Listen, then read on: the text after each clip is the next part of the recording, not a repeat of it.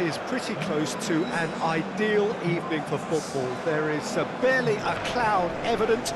The world and his wife have gone to great lengths to be here for a match of great consequence and massive interest in these parts.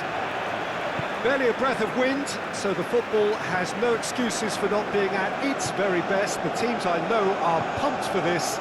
They are fantastic scenes in the stands. There is a great sense of drama here, a great sense of excitement. There's a pop! He's delivered all right!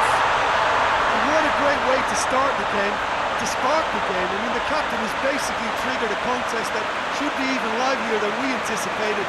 Get your seatbelts on, this could be rather exciting. Perfect placement, the one place the keeper couldn't reach. Well, I think two keepers would have had a hard time keeping that one out, never mind one. It was real venom in the strike and clear composure from the placement. Deadlock broken, it's 1-0. Surprise, surprise, he just keeps on delivering and, listen, we all expect that. That's a foul, no two ways about it. There could be trouble here.